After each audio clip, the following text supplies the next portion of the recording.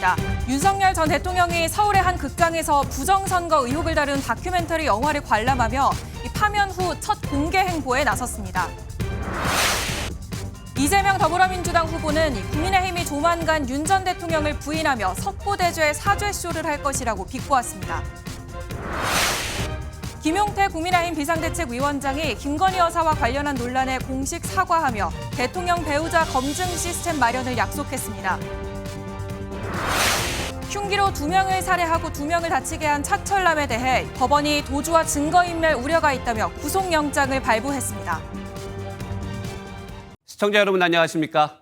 제21대 대통령 선거를 코앞에 두고 부정선거라는 말이 느닷없이 튀어나왔습니다. 선거도 전에 부정선거를 주장하는 영화 상영관입니다.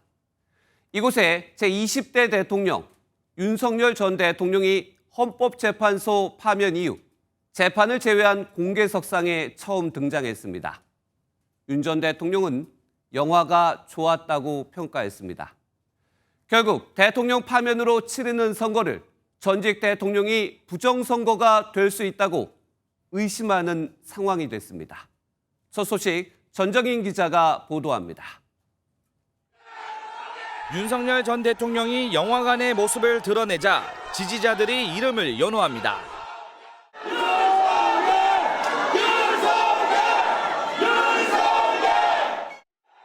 부정선거 의혹을 다룬 다큐멘터리 영화 부정선거 신의 작품인가 시사회에 참석한 겁니다. 청년 지지자들이 몰려들었고 윤 전 대통령은 영화를 제작한 한국사 강사 출신 전한길 씨와 나란히 앉았습니다. 비상계엄 장면에서는 박수가 터져 나왔고 영화가 끝나자 윤 전 대통령은 관객들과 악수를 나누기도 했습니다. 윤 전 대통령이 내란 재판을 제외하고 외부 공개 행보에 나선 것은 파면된 이후 처음입니다. 윤 전 대통령은 영화가 끝난 뒤 좋았어요라는 짤막한 소감만 남긴 채 현장을 빠져나갔습니다. 영화 제작진에게는 수개표가 필요하다며 공감의 뜻을 나타냈습니다.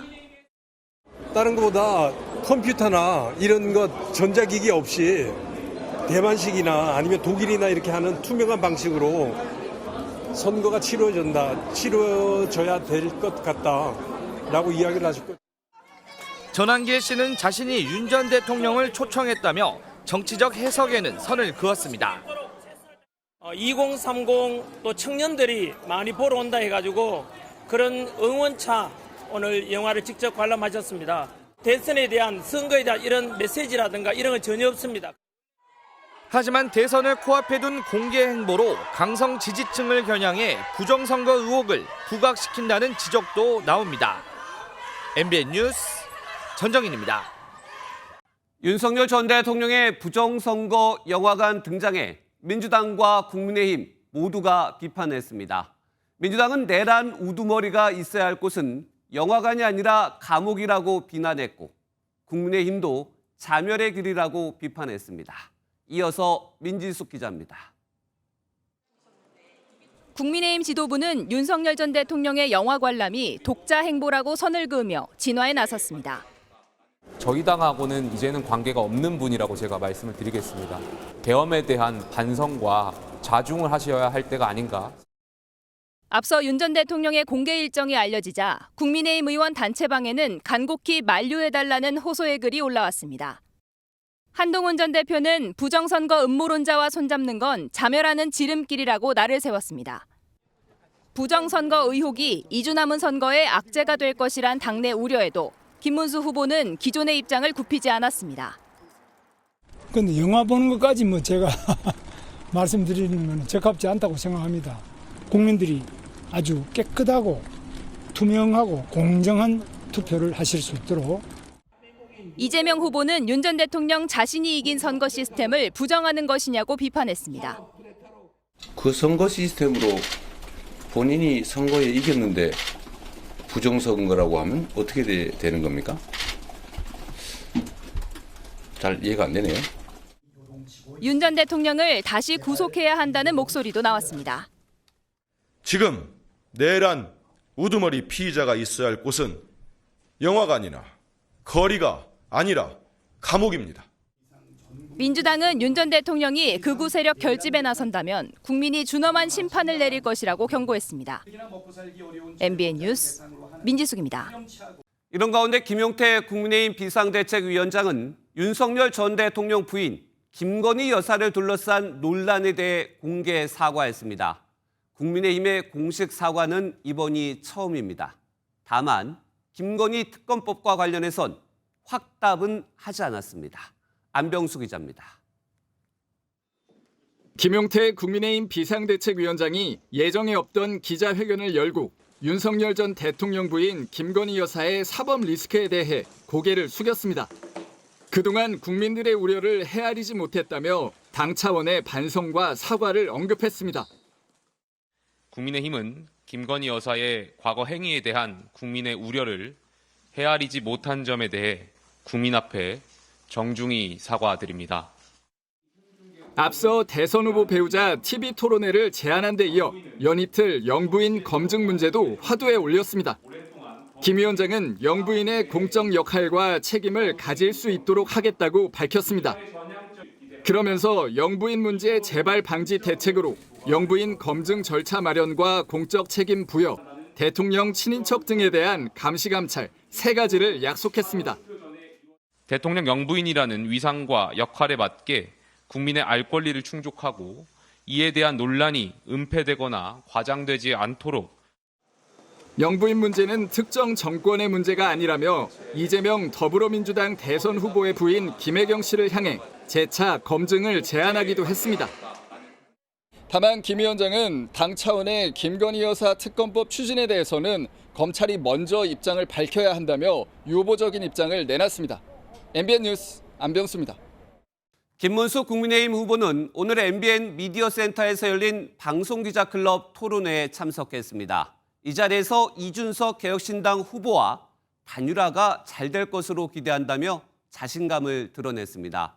윤석열 전 대통령의 탈당에 대해서는 지지율에 도움이 될 것 같다고 말했습니다. 김현 기자입니다. 방송기자클럽 대선 후보 초청 토론회에 참석한 김문수 후보는 지지율을 올릴 특단의 대책으로 이준석 후보와의 단일화를 꼽았습니다. 이준석 후보는 마지막에 결국 저와 단일화가 돼서 훌륭하게 우리 대선 승리를 이끌 수 있는 주역이 아니겠나 이렇게 생각하고 잘 될 것으로 기대하고 있습니다. 이준석 후보가 국민의힘에 몸담았던 사실을 강조하면서 적극적으로 단일화 의지를 내보였습니다. 또 윤석열 전 대통령의 탈당이 지지율에 도움이 될 것이라며 긍정적으로 평가하기도 했습니다. 저는 긍정적인 영향을 미칠 것으로 보고요. 여러 가지 변수가 있겠습니다만 크게 보면은 저는 도움이 될 것이라고 보고 있습니다. 최근 당내 갈등을 인정하면서 빠른 수습으로 원팀을 만들겠다고도 강조했습니다. 국민들이 보기에 모양이 좋게 서로 손잡고 같이 다니고 이렇게 많이 돼야 되는데 빠른 시간 내에 그런 부분이 잘 수습돼서 원팀으로. 헌법재판소의 탄핵 판결을 공산국가 판결이라고 발언한 부분은 격한 표현이었다고 사과했고 국민의힘과 전광훈 목사는 특별한 관계가 없다며 선을 긋기도 했습니다. MBN 뉴스 김현입니다. 이렇듯 이준석 개혁신당 후보를 향한 국민의힘의 구애는 계속되고 있습니다. 이 후보를 만난 김용태 비상대책위원장과 안철수 공동선거대책위원장은 단일화를 언급했지만 이 후보 오늘도 단칼에 선을 그었습니다. 이주일 기자가 보도합니다. 김용태 국민의힘 비상대책위원장은 한 언론사 행사장에서 만난 이준석 개혁신당 대선 후보를 거듭 치켜 세웠습니다. 김 위원장은 이 후보가 지난 대선과 지방선거 승리 쾌거를 이룬 당대표였다며 다시 힘을 합쳐야 한다고 강조했습니다. 이준석 후보가 말씀하시는 가치나 공약이나 저희 국민의힘 김문수 대통령 후보께서 말씀하신 공약이나 가치나 방향성이 크게 다르지 않다라는, 또 이준석 후보도 큰 틀에서 여러 가지 고민을 하고 있다라는. 이 후보는 즉시 일축했습니다. 김용태 위원장이 제가 고민하고 있다고 말했다고요? 더 혼나야겠네요, 진짜 이거 진짜. 김용태 위원장이 저한테 형님 내심으로는 단일화 고민하고 계신 거 아니에요? 라고 제가 그래서 아닌데 이랬습니다. 안철수 국민의힘 공동선대위원장도 이 후보의 유세 현장을 찾아 단일화 설득에 나섰습니다. 원래 단일화 하면 연관 검색가 또 안철수 대표님 아닙니까? 예. 예. 경험 같은 예. 내용들 예. 좀 진솔하게, 예. 솔직하게 조언을 좀 드리고 싶은 예. 부분도 있고 해서. 안 위원장의 거듭된 설득에도 이 후보는 김문수 후보를 만날 생각은 없다며 달라진 건 없다고 밝혔습니다. 국민의힘은 단일화 마지노선인 투표용지 인쇄일 25일이 지나더라도 선거 직전까지 단일화에 총력을 기울일 방침입니다. MBN 뉴스 이지율입니다. 정계 은퇴를 선언한 뒤 미국 하와이에 머물고 있는 홍준표 전 대구시장이 사실상 선대위 합류를 거절했습니다. 설득하려고 떠난 국민의힘 특사단은 홍 전 시장은 빼고 오늘 귀국했습니다. 김도영 기자입니다. 홍준표 전 대구시장을 설득하기 위해 미국 하와이로 떠났던 국민의힘 특사단이 한국으로 돌아왔습니다. 이 자리에 홍 전 시장은 없었습니다. 홍 전 시장은 SNS에 대선이 끝나고 돌아간다는 입장에는 변함이 없다고 강조했습니다. 대선에 관여하지 않겠다는 의지를 재차 강조한 만큼 선대위 합류는 무산된 것으로 풀이됩니다. 홍 전 시장은 경선 과정이 애초부터 후보 단일화를 염두에 둔 용산과 당 지도부의 공작이었다며 당 지도부를 비판해왔습니다. 두 차례 만나 설득을 이어갔던 특사단은 홍 전 시장이 김문수 후보를 지지한다는 의사는 명확히 전달했다고 밝혔습니다. 김문수 후보를 지지한다는 입장을 분명히 말씀을 하셨습니다. 앞으로 정치 포스팅은 더 이상 하지 않겠다. 이런 말씀을 하셨다. 비록 선대위 합류는 무산됐지만 홍 전 시장이 남은 대선 기간 동안 국민의힘을 향한 비판 수위를 낮출 것이란 예측도 나오고 있습니다. MBN 뉴스 김도형입니다. 네, 단일화로 외연 확장을 해도 모자란 상황에서 윤석열 전 대통령의 공개 행보가 이어졌습니다. 당내 일각에서는 꼬여만 간다는 자조 섞인 말도 나온다고 합니다. 국회팀 최동희 기자와 좀 더 자세한 얘기 나눠보겠습니다. 최 기자, 윤 전 대통령의 첫 공개 행보, 그것도 부정선거와 관련해서 전격적. 국민의힘 분위기는 어떻습니까? 일단 국민의힘은 당혹한 분위기가 역력합니다. 정치적 부담을 덜겠다며 탈당한 지 4일만 영화도 부정선거 의혹이 주제라 중도층과 또다시 멀어지게 됐기 때문입니다. 당초 국민의힘의 시나리오는 대통령 탈당으로 계엄과 탄핵 이미지를 희석한 뒤에 단일화를 통한 보수 빅텐트를 염두에 두고 있었습니다. 한동훈 전 대표와 이준석 후보와 함께하기 위한 전제 조건이었기 때문입니다. 그런데 윤 전 대통령 행보가 미칠 파장을 감안한 시나리오까지 다시 짜야 할 가능성이 커졌습니다.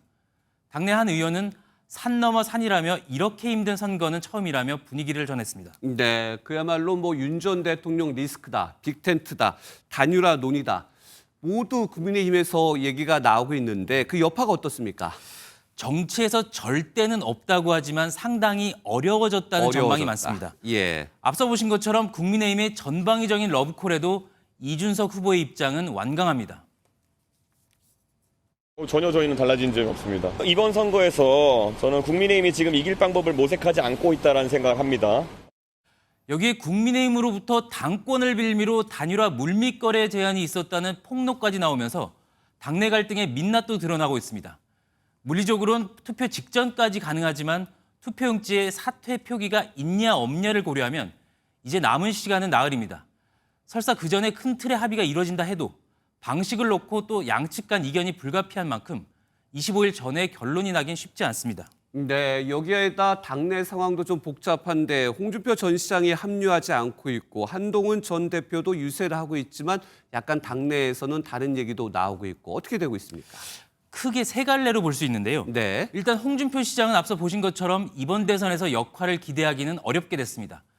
당내 기반이 없는 김문수 후보로선 중진, TK, 청년 기반의 홍준표 시장의 지원이 절실했던 만큼 이례적으로 특사단까지 보내 설득했지만 통하지 않았습니다. 네. 다음으로 한동훈 전 대표, 뒤늦게 지원 유세에 나섰지만 당내 반응은 엇갈립니다.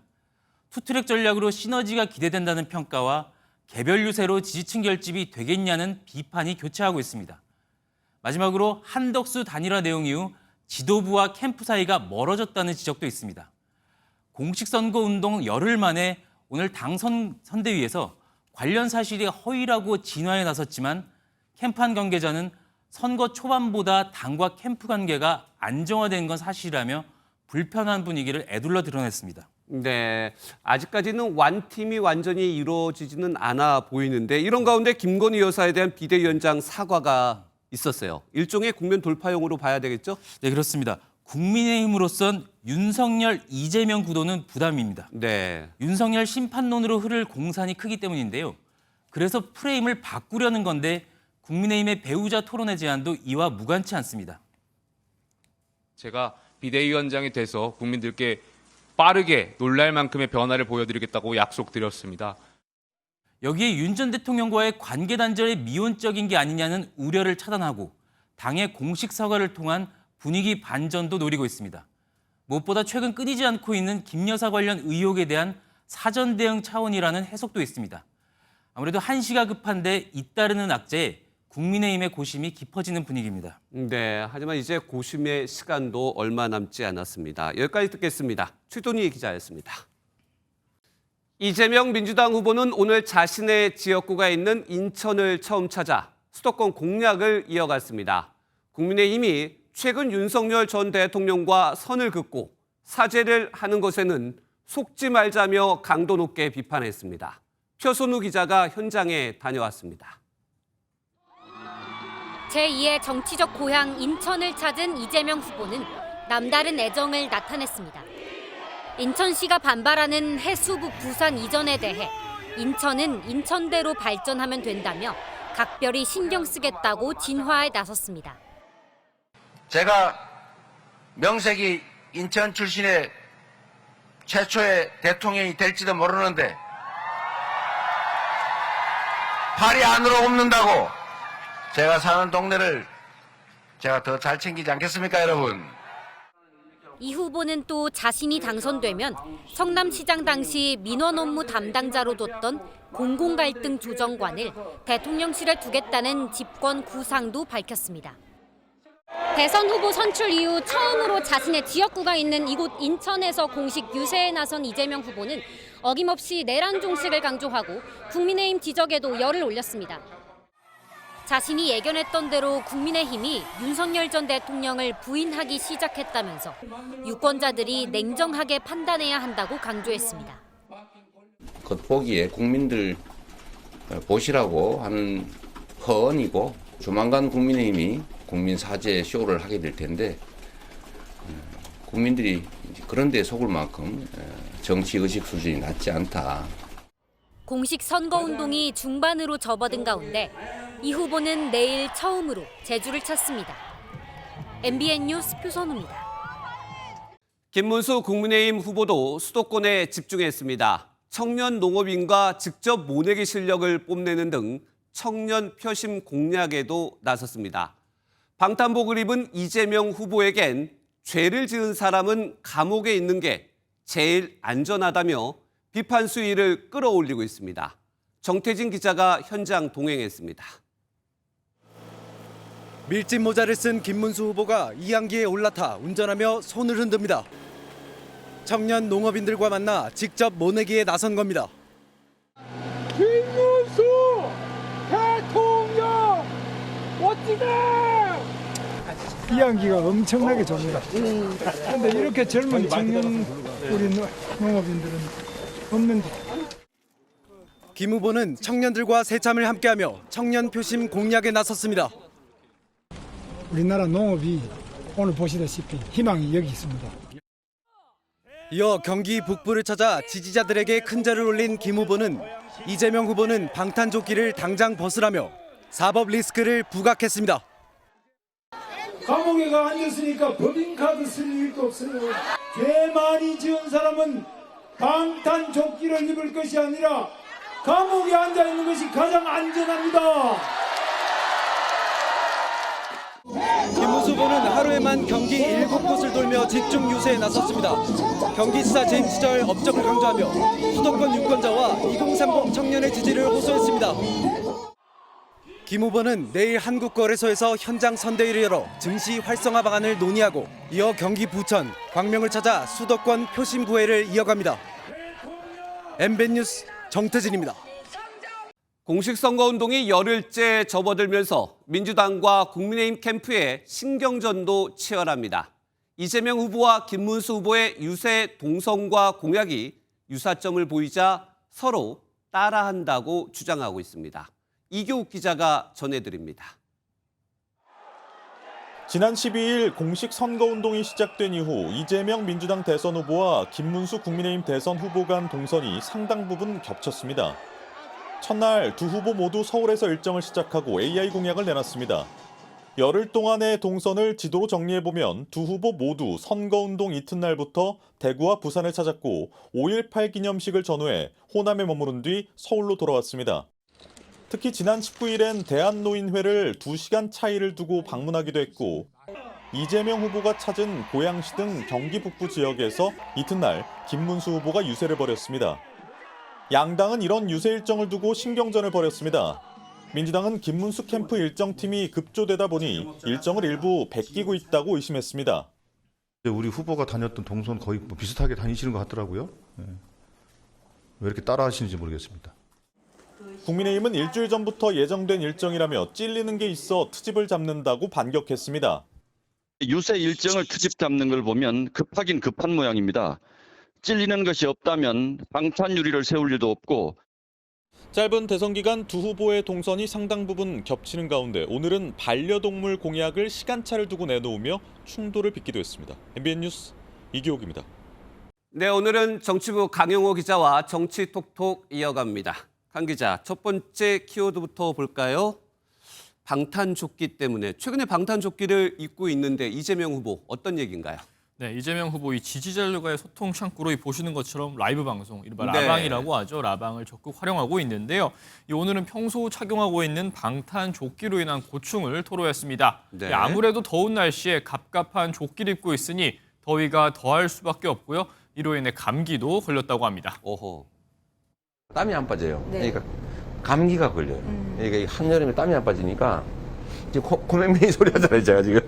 그래서 조금 나은 편인데 일종의 몸살 비슷한 것도 날라 그러고요. 네, 그런데 그렇다고 해서 테러 제보가 계속 들어오는 상황에서 벗을 수도 없는 것 같은데요? 네, 실제로 이 후보 측은 이 각종 테러 제보 속에서 방탄조끼뿐만 아니고 네. 방탄유리까지 이렇게 설치를 하면서 만전을 기하고 있는데요. 이 국민의힘에선 이에 대한 조롱이나 비아냥이 나오는데 이 후보는 오늘 이에 대해서도 격한 반응을 쏟아냈습니다. 이 과거 흉기 피습 사례까지 언급하며 실체가 있는 위협이라고 강조했습니다. 살해 기도에 목이 찔린 상대방 정치인을 두고 그렇게 장난해서야 되겠습니까? 이 비정상의 나라, 이 비상식의 나라 반드시 여러분의 손으로 뜯어 고쳐 주시기 바랍니다. 네, 다음 주제로도 한번 가볼까요? 김문수 후보, 좀 매우 곤혹스러워하는 모습인데 방송기자 클럽이었던 것 같아요. 어떤 내용입니까? 최근 논란이 됐던 김 후보의 이른바 미스 가락시장 발언이 재소환됐습니다. 네. 공식 선거운동 첫날인 지난 12일이었죠. 가락시장을 찾은 현장에서 김 후보가 지역구 의원인 배현진 의원을 향해 미스 가락시장이라고 칭해 논란이 된 바 있는데요. 이에 대해 김 후보는 재차 사과했습니다. 민감하게 영향을 미칠 수 있는 것을 주의가 부족한 점에 대해서 죄송스럽게 생각합니다. 여성에 대해서 누구보다도 제가 가장 존중하고. 네, 근데 이 문제로 김 후보가 부인인 설란영 여사에게 혼이 났다고요? 네, 설란영 여사가 최근 한 인터뷰에서 이 미스 가락시장 발언을 가지고 좀 김 후보에게 한 소리 했다 이렇게 밝힌 네. 바 있는데요. 이 김 후보 다소 머쓱한 듯 해당 얘기를 꺼내기도 했습니다. 늘 조심해라고 합니다. 근데 제가 참 그래 암만 조심을 해도 늘 집에 가면 또 제 아내가 지적을 많이 하고 있습니다. 네, 다음 주제, 마지막 주제로 한번 가보겠습니다. 노쇼 사기?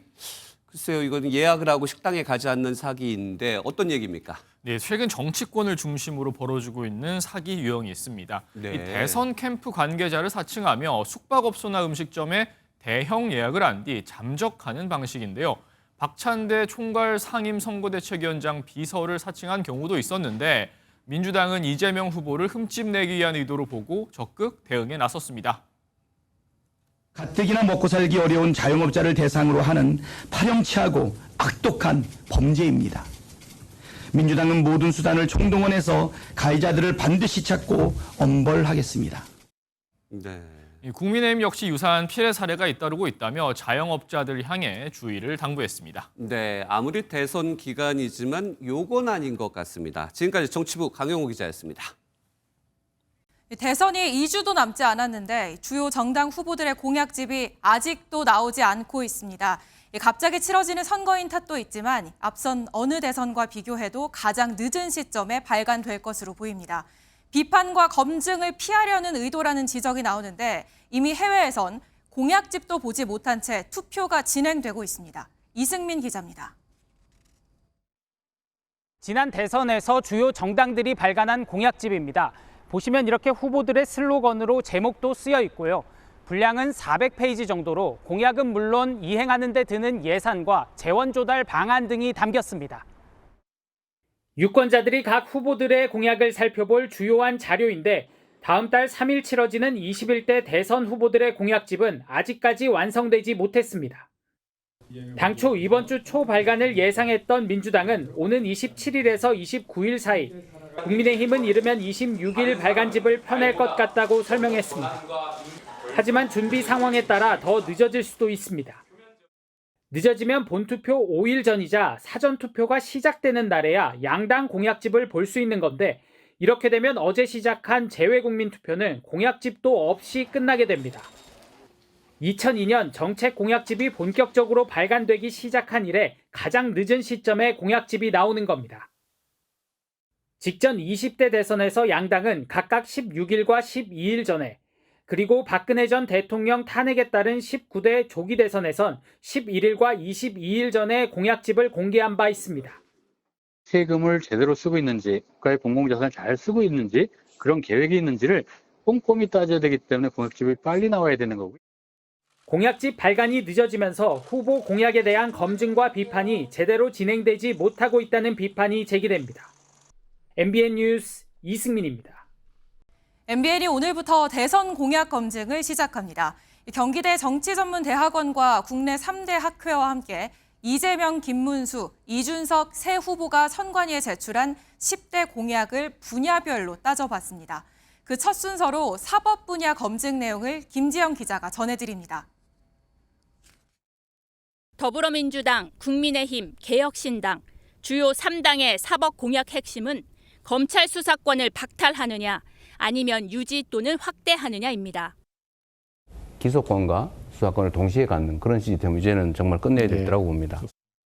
이재명 후보는 검찰 수사권과 기소권을 완전히 분리하고 검사 파면 제도를 도입해 검찰 개혁 완성을 추진합니다.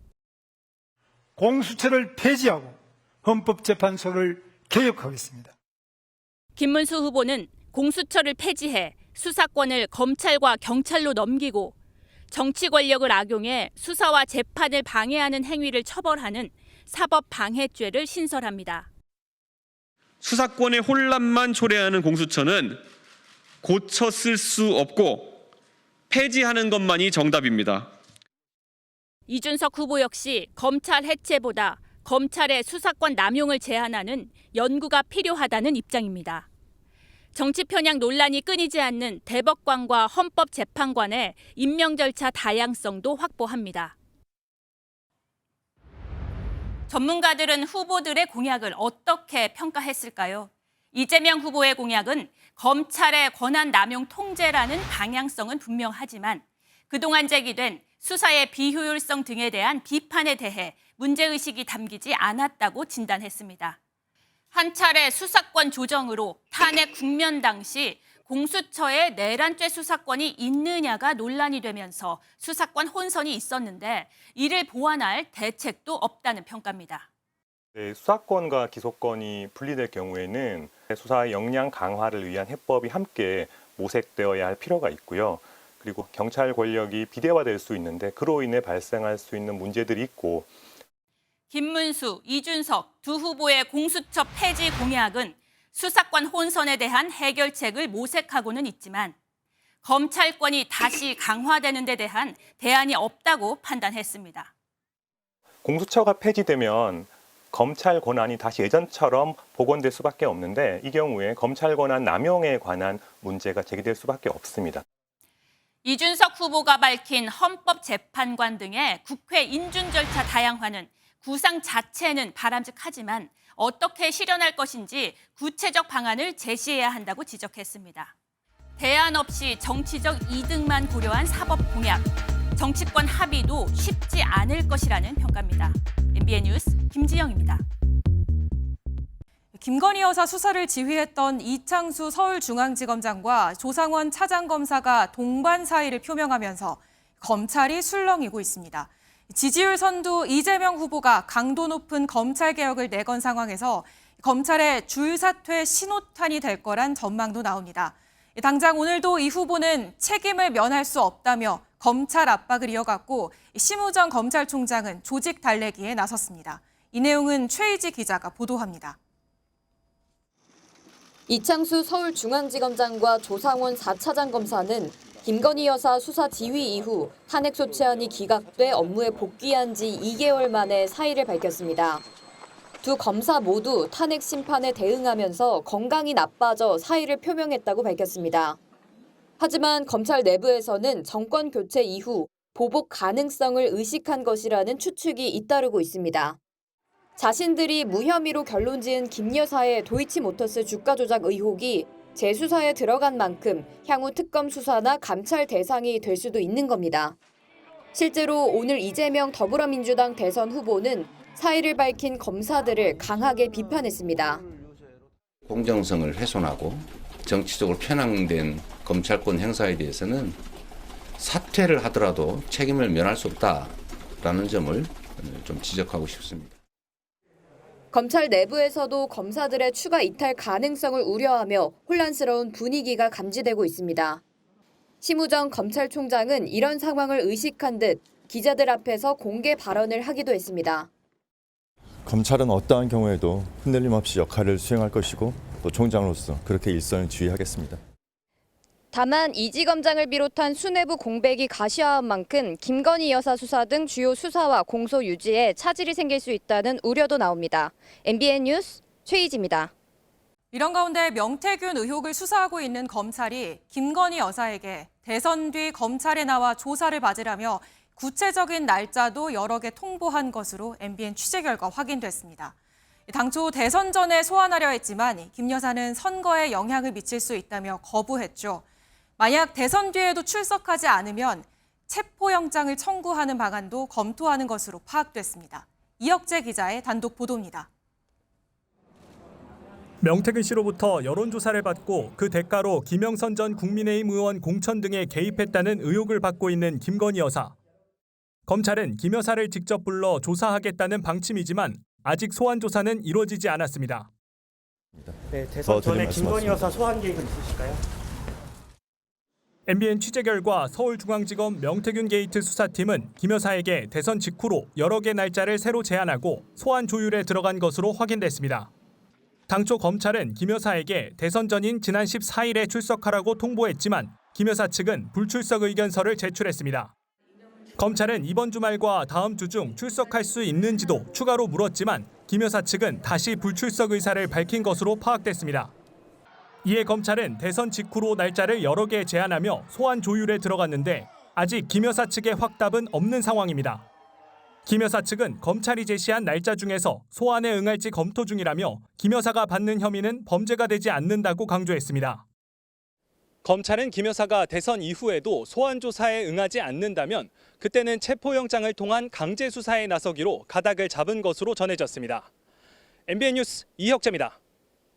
이번에도 단독 보도로 이어갑니다. 육군 투스타 장성의 성비위와 집요했던 2차 가해 어제 전해드렸죠. 그런데 MBN 취재 결과 극비리에 다뤄져야 할 성비위 신고 내용이 이 장성에게 유출됐고 그 결과 2차 가해로 이어진 것으로 보입니다. 심지어 이 장성은 2차 가해를 하지 않겠다는 서명도 했습니다. 군의 특성을 고려해 이번 보도에선 음성 대역을 사용했습니다. 주진희 기자의 단독 보도입니다. A 소장에 대해 성비위가 신고된 건 지난달 4일입니다. 신고 당일부터 A 소장은 피해자 부모와 지인들에게 광범위하게 연락을 하며 2차 가해를 시작했습니다. 약간 여론을 호도하려는 그런 거는 있었던 것 같아요. 다른 간부한테 전화해서 걔 원래 남자들한테 친절하지 않냐고 물어보기도 하고. 피해자를 도와준 지인들을 대상으로 압력도 행사한 것으로 보입니다. 걔 잘 있냐고 하면서 진급 시기도 물어보고 그랬다고 들었거든요. A 소장이 신고와 동시에 신고 내용을 바로 인지한 것으로 추정해 볼 수 있는 대목입니다. 신고날 피해자 쪽에 바로 연락했다는 것 자체가 보호가 전혀 안 된다는 방증이기도 하죠. 신고 후 바로 보직해임도 안 됐고 권한을 행사할 수 있는 자리에 앉아 있는 건데. 군인 등 성폭력 사건 관련 규정에 따르면 신고자와 신고 내용을 공개해서는 안 된다고 돼 있습니다. MBN 취재 내용에 따르면 A 소장은 직속 상관에게 2차 가해 방지 교육도 받고 이를 지키겠다며 스스로 서명까지 했습니다. 하지만 2차 가해는 도를 넘었고 결국 육군참모총장 직무대리가 나서 경고를 했지만 소용이 없었습니다. 군 안팎에서는 육군도 사건 관계자에 대한 보호 조치가 미흡했다는 지적이 나오고 있습니다. MBN 뉴스 주유진입니다. 경기 시흥에서 2명을 살해하고 2명을 크게 다치게 한 차철남이 오늘 구속됐습니다. 구속 심사를 받으러 가던 차철남은 반성은커녕 크게 다친 피해자들에게 나쁜 인간들이라며 비난을 쏟아냈습니다. 윤기란 기자입니다. 구속 전 피의자 신문을 받으러 유치장에서 나온 차철남입니다. 사망한 형제에 대한 질문에는 굳게 입을 닫은 채 자신이 흉기로 크게 다치게 한 피해자들에 대해선 살해 의도가 없었다고 말했습니다. 편의점 주인이랑 집주인도 살해 의도 있었습니까? 없었습니다. 차철남은 오히려 모든 잘못이 다친 피해자들에게 있다는 듯 비난을 쏟아냈습니다. 소시오패스 나르시시스트 전형입니다. 아주 나쁜 인간들입니다. 6시간에 걸친 심사 끝에 법원은 도주할 우려가 있다며 차철남에 대한 구속영장을 발부했습니다. 경찰은 구속된 차철남에 대한 보강 수사를 통해 차 씨가 주장한 범행 동기의 신빙성을 따져볼 방침입니다. 차철남 사건과는 별도로 수원지법에서는 경기도 화성 동탄에서 시민 5명을 흉기로 위협한 40대 중국인 남성에 대한 구속영장 심사도 열렸습니다. MBN 뉴스 윤기란입니다. 선거철인 요즘 거리마다 대선 후보들의 현수막이 내걸려 있죠. 그런데 일부 현수막들은 보행자의 시야를 가리기도 하는데 문제는 없는 건지 노하린 기자가 현장 취재했습니다. 서울 은평구의 한 교차로에 대선 후보 현수막들이 빽빽하게 걸려 있습니다. 몇몇 현수막은 보행자들의 시야를 방해할 정도로 매우 낮게 설치돼 있습니다. 서울 관악구와 동작구에서도 이런 현수막은 어렵지 않게 보입니다. 어린이 보호구역 펜스에 걸린 현수막은 키가 작은 아이들의 시야를 가릴 위험까지 있습니다. 사각지대에 가려져 있어서 아이가 횡단보도를 지나다닐 때 좀 시거 같은 부분에서 제약이 좀 많이 되는 것 같아서. 우괴 광고물법은 어린이 보호구역에 현수막 설치를 금지하고 교차로와 건널목 주변엔 2.5m 이상 높이에 설치해야 한다고 정했습니다. 하지만 선거 기간에는 공직선거법이 적용돼 사정이 달라집니다. 선거 기간이 아닌 때 금지 장소나 높이 기준에 맞지 않게 설치되는 현수막들은 불법이지만 선거 기간 중에는 이를 적용받지 않아 사실상 제한 없이 허용되고 있습니다. 공직선거법은 신호등이나 도로 안전표지를 가리거나 도로를 가로질러 거는 것만 제한해 민원이 접수돼도 강제할 방법이 없는 겁니다. 안전사고 우려도 있고 저희가 그렇다고 하더라도 일단 철거를 강제할 수는 없는 거고. 유권자들에게 한 표라도 더 얻으려는 현수막이 오히려 시민들을 불편하게 만드는 만큼 법 개정이 필요하다는 지적입니다. MBN 뉴스 노하린입니다. 뉴욕 유엔 총회에서 북한 인권의 참상을 보여주는 고위급 회의가 처음으로 열렸습니다. 탈북자들이 증인으로 나서 현대판 노예제도라며 실상을 알렸는데 북한 측 대표는 사기꾼이라며 막마루 퇴장했습니다. 김태희 기자의 보도입니다. 북한에서 굶주림으로 아버지를 잃은 김은주 씨는 11살에 돌아오지 않는 어머니를 기다리며 유서를 쓸 만큼 절망에 빠졌습니다. 살아남기 위해 두만강을 건너 탈북했지만 곧 인신매매의 희생양이 됐습니다. My mother, sister, and I, all of us were sold for only 2,000 won. 북한 인권 결의에 따라 북한 인권 문제가 처음으로 유엔 총회에서 논의되면서 탈북자들이 직접 증언에 나섰습니다. 김 씨는 우크라이나 전쟁에 북한군 파병을 현대판 노예라며 현 상황도 꼬집었습니다. North Korean soldiers are caught up in a new kind of modern-day slavery, sent to fight in Russia's war in Ukraine. 2023년 탈북한 강규리 씨는 최근에 북한 인권 문제를 전했습니다. My friends were executed, 2 of them in public for distributing South Korean dramas. 당사자인 북한 측 대표는 날조된 정치 공세라며 막말까지 쏟아냈습니다. Yet more deplorable indeed is the invitation as witnesses of the scum of the earth who don't care about even their. 지금껏 유엔 안전보장이사회와 인권이사회에서만 다뤄졌던 북한 인권 문제가 유엔 총회 본회의에서 처음 다뤄진 만큼 국제사회의 책임 있는 대응이 주목됩니다. MBN 뉴스 김태희입니다. 러시아 침공 이후 우크라이나 전장에서는 3년 넘게 비인도적 무기들이 계속 사용되고 있습니다. 러시아와 우크라이나 가릴 것 없이 무차별적으로 사용되는 이들 무기로 결국 민간인만 피해받는 그 처절한 상황을 이상엽 기자가 전해드립니다. 드론으로 북한군의 동태를 확인한 우크라이나 군이 북한군을 공습하자 일대가 동시다발적으로 폭발에 휘말립니다. 폭탄 안에 작은 폭탄이 들어있어 일대를 무차별적으로 공격할 수 있는 집속탄을 사용한 겁니다. 폭발 반경이 크고 불발률이 커 민간인 살상 위험으로 인해 112개 국가에서 사용이 금지된 무기지만 양국은 이를 금지하지 않고 사용하고 있습니다. This is a violation of international law. Russians are using these because they don't pay any attention to these international rules. 도시 전체를 불태울 위험이 있는 데다 민간인에게 끔찍한 고통을 느끼게 하는 소위탄을 도시 공습에 사용하는 점도 문제입니다.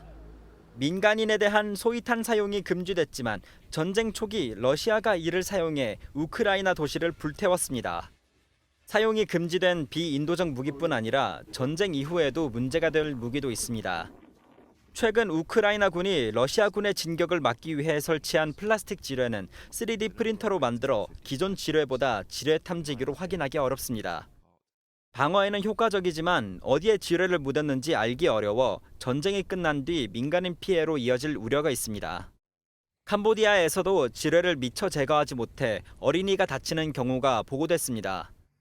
유엔은 우크라이나 영토의 4분의 1이 지뢰 위험에 노출돼 이로 인해 연간 경제 손실이 15조 원에 달할 것으로 분석했습니다. MBN 뉴스 이상엽입니다. 멕시코에서 얼마 전 선거 유세 중이던 시장 후보가 총에 맞는 장면이 생중계돼 충격을 준 바 있습니다. 이번에 멕시코의 수도 한복판에서 시장의 최측근 2명이 괴한에 총에 맞아 사망했습니다. 이 내용은 한여의 기자입니다. 차량 한 대가 도로에 멈춰 있고 흰 옷을 입은 남성이 가까이 다가갑니다. 남성이 불쑥 총을 꺼내더니 차 안을 향해 총을 여러 발을 쏘고 그대로 도망갑니다. 멕시코 수도 한복판에서 괴한에 총에 맞아 사망한 사람은 다름 아닌 시장의 최측근인 비서와 정책 자문관이었습니다. 수도인 멕시코시티의 시장은 셰인바운 대통령 다음으로 가장 영향력 있는 정치인으로 꼽히는데 최측근의 사망에 큰 충격에 빠졌습니다. Por la pérdida de Jimena, de Pepe, con quienes por muchos años compartimos anhelos y luchas. 도망친 용의자는 잡히지 않았습니다. 멕시코에서 정치인과 관련된 총격 사건은 이번뿐이 아닙니다. 지난 11일 다른 지역의 도시에서도 선거 요새 중 여당 시장 후보가 생중계가 되는 도중 총에 맞아 숨지기도 했습니다. 멕시코에선 정치인과 관련된 범죄가 지난해에만 하루 평균 2건 가까이 발생했는데 이번엔 비교적 안전한 곳으로 알려진 수도에서 총격이 벌어지면서 충격이 더욱 컸습니다. Sí, creo que está un poco fuera de control esto aquí en la Ciudad de México. Creo que yo soy 기자회견 도중 총격 사건을 접한 셰인바움 멕시코 대통령은 용납할 수 없는 일을 저지른 사람을 반드시 찾아내 처벌할 것이라고 경고했습니다. MBN 뉴스 한여입니다. 가스불을 끄지 않은 것 같아 여러 번 확인해야 하거나 물건을 똑바로 놓지 않으면 아무것도 못하는 분 혹시 계실까요? 꼼꼼한 성격 때문이 아니라 강박장애일 수도 있습니다. 강박증은 자신이 원치 않는 이미지나 생각, 또 느낌이 저절로 떠오르는 질환인데요. 한범수 기자가 실제 사례와 함께 치료 방법은 없는지 자세히 전해드립니다. 30대 남성 A씨는 방에서 나올 때마다 7번씩 불을 껐다 켜는 습관이 있습니다. 그래야 저주를 받지 않을 것 같기 때문입니다. 40대 여성 B씨는 호텔 침구류로 인해 세균에 감염되는 상상을 이겨내지 못해 20년간 여행을 가지 않았습니다. 이들 모두 강박장애로 진단받았습니다. 강박증은 자신이 원치 않는데도 특정한 이미지나 생각, 느낌이 계속 떠오르는 증상입니다. 물건을 일정한 각도나 순서대로 정리해야 마음이 풀릴 때, 혹은 오염이나 사고, 실수에 대해 지나치게 걱정하고 있는 상황에서 의심해봐야 합니다.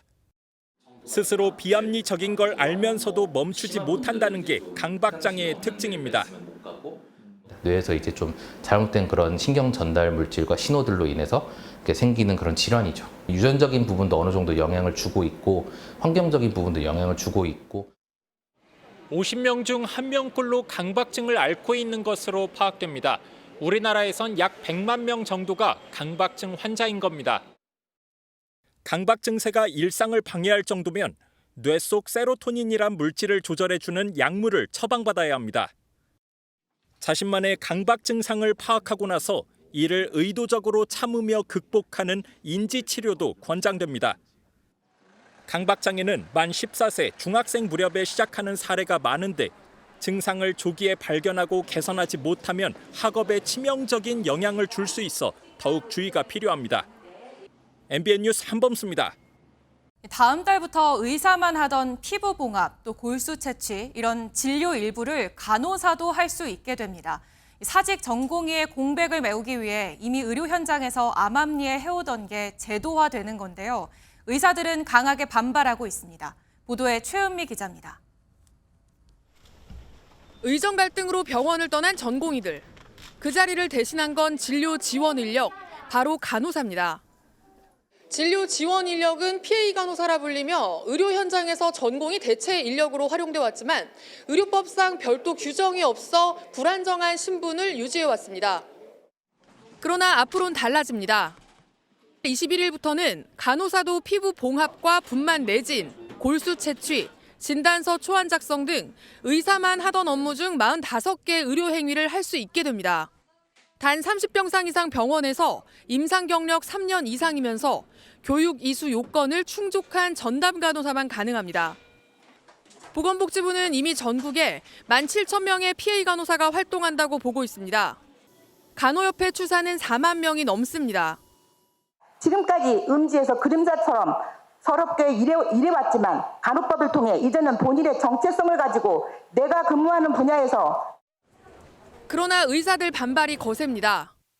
의료인 면허체계 근간을 뒤흔든다는 이유입니다. 의사와 간호사는 다릅니다. 의사가 해야 할 일은 의사가 해야 합니다. 할 수 없는 것과 하지 말아야 할 것은 명확하게 해야 합니다. 업무 범위와 책임 소재를 두고 의견이 분분한 가운데 당분간 현장 혼란은 불가피해 보입니다. MBN 뉴스 최은미입니다. 재건축은 빠른 속도가 생명이죠. 사업이 지연되면 분담금이 많아지기 때문인데 서울 잠실의 한 재건축 아파트가 한강변에 임대 아파트를 배치하지 않았다가 서울시의 퇴짜를 맞았습니다. 이에 주민들이 반발하고 있습니다. 이 내용은 이승훈 기자가 보도합니다. 한강이 내려다 보이는 서울 잠실동의 한 아파트입니다. 송파구의 대표 재건축 단지인데 지난달 열린 서울시 정비사업 통합심의에서 관련 안건이 또다시 보류됐습니다. 한강변 4개 동의 임대주택 물량을 배치하지 않은 것이 이른바 소셜믹스 원칙에 어긋나는 편중적인 배치라는 겁니다. 소셜믹스는 한 동안의 임대와 분양 세대를 함께 배치하는 것을 말하는데 서울시는 이 원칙의 적용을 갈수록 강화하고 있습니다. 소셜믹스를 구현하는 등 공공기여와 사회적 기여를 높이는 단지에 대해서는 재건축 우선순위를 부여할 뿐 아니라 공공성을 앞세운 서울시가 재건축 안건을 다시 한번 보류시키자 주민들 사이에선 반발이 새어나오고 있습니다. 사업이 늦어질수록 금융비용이 늘어 추후 내야 하는 분담금도 증가하기 때문입니다. 조합은 서울시 뜻대로 배치 계획을 고치겠다는 방침이지만 주민들 사이에선 임대주택의 한강 조망까지 줘야 하느냐는 불만이 나옵니다. 속상해하죠. 조합에서는 뭐 한 6월 정도는 되지 않겠나 이렇게 이제 계속 조합원들을 달래고 있더라고요. 일각에선 공공성을 강조하는 서울시 정책이 분양 수익 감소로 이어져 재건축, 재개발을 통한 공급을 줄일 수 있다는 지적도 나옵니다. MBN 뉴스 이승훈입니다. 안경만 쓰면 눈앞에 외국어가 실시간으로 번역되고 또 길 찾기는 물론 검색도 가능한 날이 곧 다가온다고 하죠. AI 기능을 더한 스마트 안경 시장에 글로벌 기업들이 뛰어들고 있는데 10년 전 이 시장에서 고배를 마셨던 구글이 이번엔 삼성전자와 손을 잡고 다시 출사표를 던졌습니다. 권용범 기자입니다. 카페의 위치를 묻자 스마트 안경 속 AI가 카페의 사진부터 가는 길까지 여러 정보를 눈앞에 보여줍니다. Show me what it would take to walk here. Getting those directions now. It'll take you about an hour. 서로 다른 언어로 대화할 땐 실시간 번역 문구가 말풍선으로 표시됩니다. 스마트 안경은 스마트폰을 손에 들지 않고도 대부분 기능을 실행할 수 있습니다. 지난 2013년 처음 출시했다가 성과가 없어 스마트 안경 시장에서 철수했던 구글이 10년 만에 다시 도전장을 내밀었습니다. You can get superpowers when you put your glasses on. 이번엔 삼성전자가 함께 개발에 참여했고 국내 안경 제조업체와도 협업합니다. We're creating the software and reference hardware platform to enable the ecosystem to build great glasses alongside us. 메타가 지난 2023년 출시 이후 200만 대를 판매한 레이벤 메타로 시장을 선점한 가운데 애플도 스마트 안경 맞춤형 칩 개발에 나선 상황. 삼성전자와 손잡은 구글이 이번엔 어떤 성적표를 받아들지 스마트 안경 대전에 서막이 오르고 있습니다. MBN 뉴스 권용범입니다. 지난해 한국 화장품 수출액이 사상 처음 100억 달러를 넘어서며 K-뷰티 열풍이 거셉니다. 특히 선크림이 전 세계에서 불티나게 팔리고 있다는데 미국에서는 사재기 현상까지 벌어지고 있습니다. 정설민 기자의 보도입니다. 서울 명동의 화장품 매장입니다. 매장 입구에 자리한 선크림 코너에 외국인 관광객들의 발길이 이어집니다. My whole skincare is Korean, doesn't leave the white cast, and it actually moisturizes and keep your skin hydrated. 미국에서는 관세가 더 오르기 전 한국산 선크림을 사재기하는 현상까지 벌어졌습니다. I wanted to place my yes out order before the whole tariff ordeal. I am stocked up on sunscreens. 전 세계에서 K 선크림 열풍을 주도하고 있는 화장품 공장에 가봤습니다. 수십 가지 원료를 정확한 비율로 섞어 선크림을 만들어냅니다. 선크림을 일반 의약품으로 분류하는 미국 시장을 겨냥해 FDA의 까다로운 인증 절차도 거쳤습니다. 여름을 앞두고 선크림 주문이 쏟아지면서 이곳 공장은 생산량을 지난해 같은 기간보다 30% 늘려 풀 가동하고 있습니다. K 선크림 인기의 이유는 뭘까? 자외선 차단 기능은 기본, 뻑뻑한 해외 제품과 달리 부드럽게 발리고 미백과 보습 등 다양한 기능도 더했습니다. 외국 사람들이 갖고 있는 그런 다양한 피부색과 그리고 민감한 피부에도 적용 가능한 그런 성분들을 개발을 해서 제품 설계를 하기 때문에 국내 화장품 업체들은 미국 현지 생산에 나서며 관세 파고를 넘는다는 계획이어서 K 선크림 열풍이 계속될 수 있을지 주목됩니다. MBN 뉴스 정세민입니다. 이 불경기에 자영업자와 서민을 노린 대출빙자 보이스피싱이 더 기승을 부리고 있습니다. 이 수법이 치밀해져서 통화만 들으면 보이스피싱인지 아닌지 구분이 힘들어 주의가 필요합니다. 강서영 기자가 취재했습니다. 평범한 대출 광고처럼 보이지만 전부 보이스피싱 일당이 꾸며낸 가짜입니다. 이 가짜 광고를 보고 연락처를 남기면 보이스피싱 일당이 금융기관인 척 전화한 뒤 송금을 유도해 돈을 가로챕니다. 은행 심사관리팀에서 연락드렸습니다. 저희 쪽 모바일 대출 신청서를 작성해 주셔야 심사과로 접수가 가능하신데요. 카카오톡 연락처로 친구 추가를 하셔서요. 이처럼 갈수록 정교해지는 금융기관 사칭 보이스피싱에 피해가 속출하고 있습니다. 특히 불경기가 이어지고 있는 최근 자금이 필요한 자영업자나 서민을 대상으로 한 대출빙자형 보이스피싱 비중이 급증하고 있습니다. 올해 1분기 보이스피싱 중 대출빙자형의 비중이 41%로 가장 높았는데 지난해 같은 기간과 비교해도 29%나 늘었습니다. 실제 내가 대출 상담을 받고 있구나 하는 착각을 불러일으키게 합니다. 어떠한 명목으로도 금융회사는 대출 과정에서 절대로 선입금을 요구하지 않습니다. 금감원은 인터넷 광고를 보고 대출을 신청하는 경우 정식 업체인지 여부를 금감원 홈페이지에서 사전에 반드시 확인해 줄 것을 당부하고 있습니다. MBN 뉴스 강서영입니다. 여름에 문턱으로 들어선다는 절기 소만답게 오늘 때이른 더위가 절정에 달했습니다. 서울의 아침 기온은 23도로 역대 5월 중 가장 높은 최저 기온을 기록했고요. 낮에도 30.8도까지 올라 또다시 올 최고 기온을 경신했습니다. 이렇게 기온이 크게 오르면서 대기 불안정이 심해 곳곳으로 소나기 구름이 발달해 있습니다. 오늘 밤까지 경기 동부와 강원, 충청 이남 내륙에 5에서 40mm의 요란한 소나기가 지나겠습니다. 내일도 새벽부터 오후 사이 전국 대부분 지역에 가끔 비가 내리겠습니다. 양은 5에서 20mm로 많지 않겠습니다. 또 내일 오전까지 서해안과 남해안, 전북 지역은 바다 안개가 유입되면서 가시거리가 200m 미만으로 좁혀지겠습니다. 교통안전에 유의하셔야겠습니다. 내일은 오늘보다 습도가 높지 않겠고요. 낮 기온도 3도에서 8도가량 낮아지겠습니다. 서울의 최고 기온 27도, 대전 25도, 광주 26도, 대구는 22도가 예상됩니다. 당분간 기온은 평년과 비슷하겠고요. 이번 주말 내륙은 대체로 맑겠습니다. 날씨였습니다.